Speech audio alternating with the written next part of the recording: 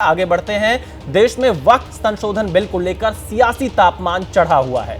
वक्फ bill कल यानी 2 अप्रैल को संसद में पेश हो सकता है, जिसको पेश करने की प्रक्रिया शुरू हो गई है, लेकिन इस पर जमकर बहसबाजी हो रही है। मुस्लिम संगठन सवाल उठा रहे हैं और बड़ी खबर यह है कि आज लोकसभा की बिजनेस एडवाइजरी कमेटी की बैठक होगी, यानी विपक्ष के फ्लोर लीडर्स इस पर अपनी बात रखेंगे, जिस पर सरकार अंतिम फैसला लेगी कि बिल कल पेश करना है या नहीं। सदन में होने वाली चर्चा को लेकर गठित होने वाली बिजनेस एडवाइजरी कमेटी की मीटिंग से पहले वक्फ बिल को इसमें लिस्ट किया गया है। दरअसल संसद में किसी मसले पर होने वाली चर्चा से पहले सरकार के साथ दोनों सदनों के सभी दलों के फ्लोर लीडर्स की बैठक होती है, उसके बाद सरकार फैसला करती है। इसे बिजनेस एडवाइजरी कमेटी कहते हैं, यानी कि सदन की जो कार्यवाही होगी उसमें कौन कौन से मुद्दे उठाए जाएंगे, किस पर बहस होगी, कौन सा बिल आएगा, ये सब कुछ बिजनेस एडवाइजरी कमेटी में चर्चा होती है, जिसमें सभी दलों के प्रतिनिधि शामिल होते हैं। वक्फ बिल पर हो रही सियासत के बीच अल्पसंख्यक एवं संसदीय मामलों के मंत्री किरेन रिजिजू ने बड़ा बयान दिया है। किरेन रिजिजू ने दावा किया कि सरकार विधेयक को पेश करने के लिए पूरी तरह से तैयार है। उन्होंने आरोप लगाया कि कुछ पार्टियां और संगठन समाज को गुमराह करने में लगे हुए हैं।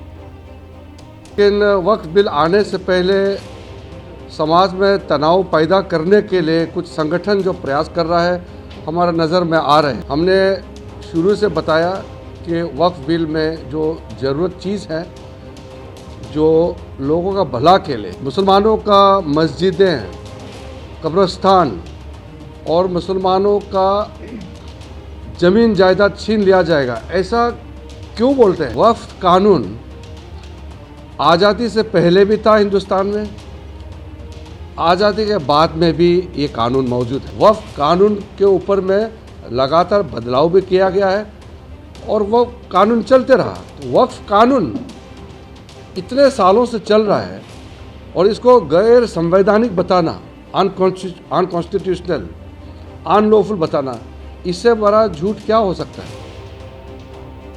तो आपने किरेन रिजिजू को सुना। सरकार का यह मानना है कि विपक्ष इस पर गुमराह कर रहा है। वहीं वक्फ संशोधन बिल पर समाजवादी पार्टी के राष्ट्रीय महासचिव और सांसद प्रोफेसर रामगोपाल यादव का बयान भी सामने आया है। रामगोपाल यादव ने आरोप लगाया कि सरकार देश का सद्भाव खराब करना चाहती है, लोगों की संपत्ति को छीना जा रहा है। प्रॉपर्टी छीन रहे ही ऐसा है, ये तो बिल आ रहा है, बिल नहीं आया उससे पहले प्रॉपर्टी नहीं छीनी जा रही। लोग प्रॉपर्टी छोड़िए, लोगों को जान से मारा जा रहा है, लोगों की हत्याएं की जा रही हैं, लोगों को पुलिस संरक्षण में मारा जा रहा है। तो प्रॉपर्टी छीनने का अगर उन्हें संदेह है, डर है, तो सही है। वक्फ बिल पर हो रही राजनीति के बीच वक्फ पर बनी जेपीसी के चेयरमैन का बयान भी सामने आया है। सांसद जगदंबिका पाल ने दावा किया कि विपक्ष बिल पर सोची समझी रणनीति के तहत लोगों को गुमराह करने का प्रयास कर रहा है। तो वहीं केंद्रीय मंत्री गिरिराज सिंह ने प्रतिक्रिया दी कि कोई भी बिल संविधान के विरुद्ध नहीं होता। इस तरह से लोगों को झूठ बोल करके गुमराह किया जा रहा है। जब संसदीय कार्य मंत्री किरेन रिजिजू जी कह रहे हैं लगातार कि हम वक्फ के बिल पे चर्चा करने के लिए तैयार हैं, विपक्ष से अपील कर रहे हैं कि वो भी सदन में आए, तो जब सरकार इतना तैयार है, सरकार की मंशा एक ट्रांसपेरेंट बिल लाने की है और इसके बाद भी एक लगातार गुमराह किया जा रहा है कि अगर ये कानून पास होगा तो मस्जिदें चली जाएंगी, ईदगाह चली जाएगी, कब्रिस्तान चला जाएगा। ये क्या चाहते हैं? देश में कहीं ना कहीं बदअमनी पैदा करना चाहते हैं, अस्थिरता पैदा करना चाहते हैं। लगता है कि ये विरोध कहीं न कहीं एक सोची समझी रणनीति के तहत है। सरकार हर बिल को टेबल करता है, वक्फ बिल को भी टेबल करेगा। कोई संविधान के विरुद्ध सदन के अंदर में कोई बिल नहीं आता है, ये कांग्रेस को समझना चाहिए।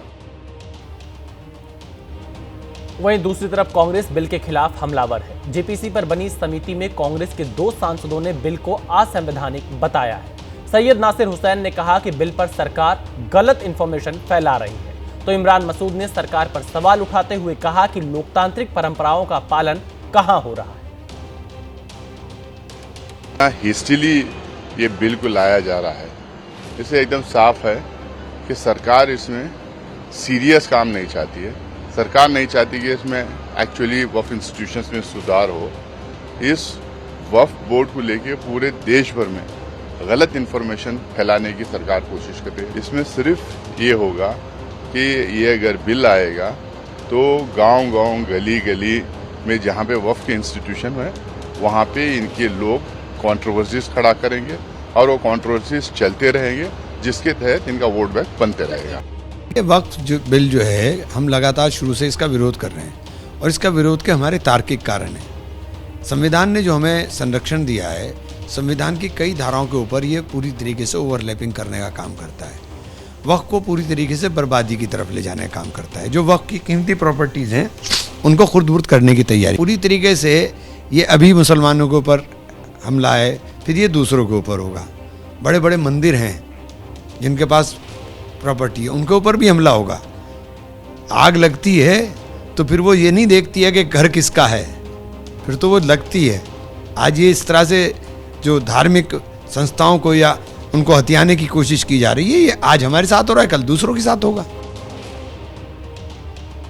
वक्फ बिल को लेकर ओवैसी की पार्टी AIMIM सवाल उठा रही है। पार्टी के नेता वारिस पठान ने बिल को असंवैधानिक बताते हुए दावा किया कि बिल पास नहीं होगा क्योंकि नीतीश, चिराग, जयंत और चंद्रबाबू नायडू का समर्थन लेना भी जरूरी है। बात तो ये है कि लोकसभा में वक्फ बिल को पास होना बहुत डिफिकल्ट है क्योंकि लोकसभा में बीजेपी के पास मेजॉरिटी नहीं है। अगर बीजेपी को ये बिल पास करना है तो उसको चंद्रबाबू नायडू, नीतीश कुमार, बाद में चिराग पासवान और जयंत चौधरी, ये इनका समर्थन लेना ज़रूरी है।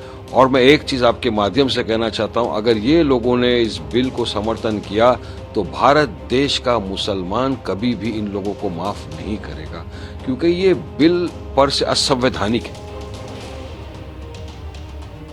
वक्फ बिल का समाजवादी पार्टी विरोध कर रही है, वो बिल को संविधान के खिलाफ बता रही है, तो दूसरे नेताओं ने भी इस पर अपनी प्रतिक्रिया दी है। वक्फ अमेंडमेंट बिल दस्तूर हिंद के, भारत के आइन और संविधान के सरासर खिलाफ है। उसको न सिर्फ मुसलमान उससे